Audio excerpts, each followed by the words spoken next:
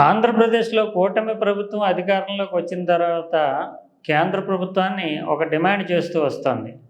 అమరావతికి చట్టబద్ధత కల్పించండి అని. దేశంలో ఎక్కడ ఏ రాష్ట్రానికి కూడా రాష్ట్ర రాజధానికి కేంద్ర ప్రభుత్వం చట్టబద్ధత కల్పించేటటువంటి అవసరం కానీ, అవకాశం కానీ గతంలో ఎన్నడూ తలెత్తలేదు. అసలు కేంద్రానికి సంబంధించినటువంటి అంశం కూడా ఇది కాదు. అందువల్లనే చాలా కాలంగా ఇది జాప్యం జరుగుతూ వస్తుంది. ఈలోపుగానే వైఎస్ఆర్ కాంగ్రెస్ పార్టీ రాజధాని విషయంలో గతంలో చేసినటువంటి అనేక కుప్పిగంతులు అక్కడ అమరావతికి భూములు ఇచ్చినటువంటి రైతుల్లో ఆందోళన లేకెత్తించినటువంటి విషయం మనకు తెలిసిందే. ఇప్పుడు మళ్ళీ ఈ కూటమి ప్రభుత్వం కొత్తగా మళ్ళీ భూ సమీకరణ ఇప్పటికే 30,000 ఎకరాల పైచిలకు భూ సమీకరణలో రాష్ట్ర ప్రభుత్వ చేతిలో ఉంది. మరో 30,000 పైచిలకు ఎకరాలు సమీకరించాలి అనేటటువంటి ప్రయత్నం చేస్తుంటే ప్రజల్లో విశ్వాసం కనిపించట్లేదు. మేము ఇప్పటికి ఇచ్చినటువంటి భూమి విషయంలోనే న్యాయం చేయలేదు, పూర్తిగా అభివృద్ధి చేసి ఇంకా ఇవ్వలేదు, మళ్ళీ కొత్తగా భూములు అడుగుతున్నారు. రేపు భవిష్యత్తులో వైఎస్ఆర్ కాంగ్రెస్ పార్టీ అధికారంలోకి వస్తే అమరావతి రాజధానిగా ఉంటుందన్న గ్యారంటీ ఏమిటి? రాష్ట్ర ప్రభుత్వం చేతిలోనే ఉంటుంది కదా. గతంలో వైఎస్ఆర్ కాంగ్రెస్ పార్టీ అధికారంలోకి వచ్చిన తర్వాత ప్రత్యేకమైనటువంటి బిల్లు పెట్టి మరి 3 రాజధానులు అంటూ ఒక వివాదాన్ని రేకెత్తించడం, అది న్యాయస్థానాల్లో సుదీర్ఘకాలం పాటు విచారణలు జరుగుతూ ఉండడము, ఈలోపుగానే ఎన్నికలు వచ్చి రాష్ట్ర ప్రభుత్వం మారడంతో మళ్ళీ పాత రాజధాని అమరావతి రాజధాని అంటూ చంద్రబాబు నాయుడు ప్రభుత్వము ప్రత్యేకించి నిధులు కేటాయింపు ఇవన్నీ చేస్తుంది. ఇంకోవైపు దాదాపు 60-70 వేల కోట్ల రూపాయల పనుల్ని సైతము ఈ రాజధానిలో అభివృద్ధి నిమిత్తము కేటాయించుకున్నటువంటి పరిస్థితి.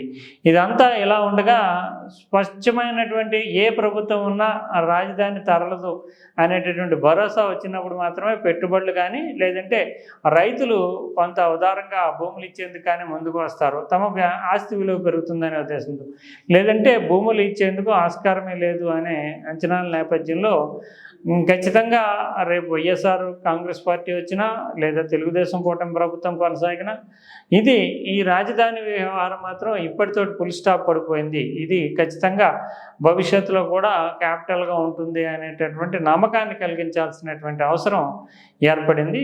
దీన్ని దృష్టిలో పెట్టుకునే కేంద్ర ప్రభుత్వం వద్ద తనకున్నటువంటి ఇన్ఫ్లుయెన్స్ అంతటినీ వాడుకుంటూ చంద్రబాబు నాయుడు చాలా కాలంగా ఈ ప్రయత్నం చేస్తున్నారు. కానీ చట్టపరంగా దీనికి ఒక ప్రాతిపదిక ఇవ్వడానికి కేంద్రానికి ఒక అంశం దొరకలేకపోయినటువంటి పరిస్థితి.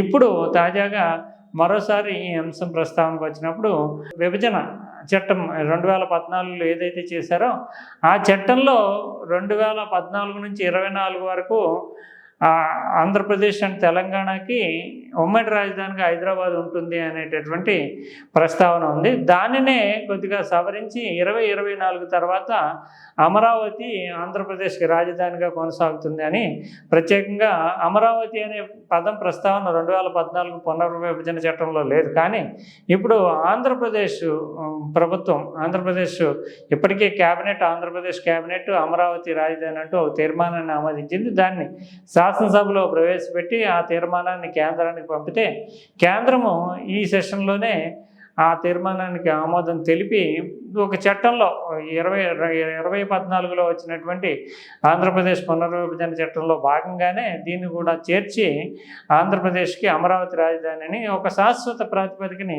కల్పించేందుకు చర్యలు తీసుకుంటున్నట్లుగా ఢిల్లీ నుంచి ప్రభుత్వ వర్గాలు చెబుతూ ఉన్నాయి. ఆంధ్రప్రదేశ్ ప్రభుత్వం ఇప్పటికే ఈ విషయంలో కేబినెట్ తీర్మానం జరిగిపోయింది, అసెంబ్లీలో కూడా పెడుతున్నారు. ఇది ఓవరాల్గా ముఖ్యంగా రైతులకు భరోసా ఇవ్వడము, రాజకీయంగా దీంట్లో ఉండేటటువంటి రాజకీయ పరిస్థితుల కారణంగా వచ్చేటటువంటి మార్పులు చాలా కూటమి ప్రభుత్వం అమరావతి రాజధాని విషయంలో ఎట్టి పరిస్థితుల్లోనూ ముందుకెళ్లాలని ఉంటే వైఎస్ఆర్ కాంగ్రెస్ పార్టీ దీన్ని ప్రెస్టీజియస్గా తీసుకుంటూ ఎట్టి పరిస్థితుల్లోనే దీన్ని దెబ్బతీయాల్సిందే అనేటటువంటి కుట్రకోణం కూడా గతంలో చూసాం. ఎందుకంటే రాజధానికి రైతుల నుంచి సమీకరించినటువంటి భూమిలో పేదలకు ఇళ్ల స్థలాలు అంటూ విజయవాడ, గుంటూరు, ఇతర ప్రాంతాల్లో ఉండేటటువంటి పేదల్ని గుర్తించి అమరావతిలో వాళ్ళకి భూములు ఇవ్వడం అంటే పక్కాగా ప్రణాళిక ప్రకారమే దీనిని దెబ్బతీసేందుకు పూనుకున్నారు అనే విమర్శలు అప్పట్లోనే వచ్చాయి. తర్వాత ఇప్పుడు మళ్ళీ అక్కడ స్థలాలు కేటాయించినటువంటి వాళ్ళకి వేరే ప్రత్యామ్నాయం చూపించి ఆ స్థలాలను ప్రభుత్వం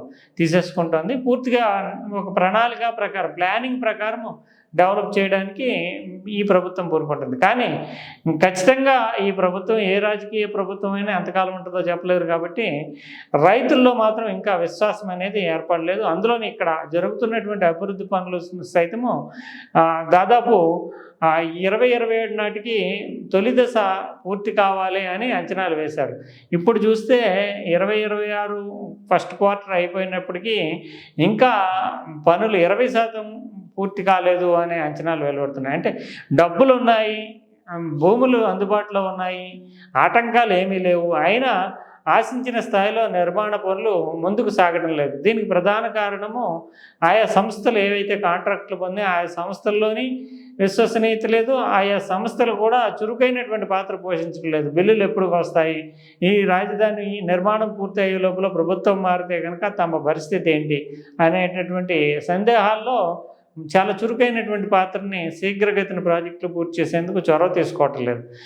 ఈ మొత్తం పరిస్థితులన్నింటినీ దృష్టిలో పెట్టుకుని ఖచ్చితంగా రాజధానికి సంబంధించి ఒక భరోసా ఇవ్వాలి, ఇది శాశ్వతం కావాలనే ఉద్దేశంతో తొలి అడుగు పడింది. దీనికి పార్లమెంటరీ స్థాయిలోనే ఆమోదం తెలపడానికి కేంద్రం అంగీకరించింది.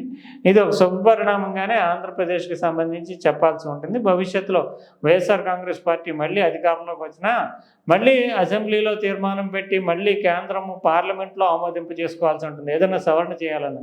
అది చాలా క్లిష్టమైనటువంటి ప్రక్రియ. వన్స్ పార్లమెంటు కేంద్ర ప్రభుత్వం కమిట్ అయిన తర్వాత మరో ప్రభుత్వానికి ఇదే రకమైనటువంటి సవరణకి అవకాశం ఇవ్వడం అనేది చాలా తతంగం ఉంటుంది. కాబట్టి రాష్ట్ర ప్రభుత్వ చేతిలోంచి ఈ వ్యవహారం తొలగిపోతున్నట్లుగానే మనం చెప్పాలి. ఇది ఆంధ్రప్రదేశ్కి సంబంధించి మాత్రం ఒక మంచి పరిణామంగానే చెప్పాల్సి ఉంటుంది. అదే సమయంలో ఒక కొత్త సంప్రదాయం, ఎందుకంటే గతంలో ఎన్నడూ రాష్ట్రాల రాజధానుల మీద పార్లమెంటు చట్టం చేసినటువంటి ఉదంతాలు ఏమీ లేవు. ఇది ఒక కొత్త సాంప్రదాయానికి అమరావతి తెరతీస్తుందనే చెప్పాలి. ఇక ఆంధ్రప్రదేశ్లో ఉన్నటువంటి రాజకీయాలకు సైతం చెక్ పట్టనున్నట్లుగానే మనం భావించాలి.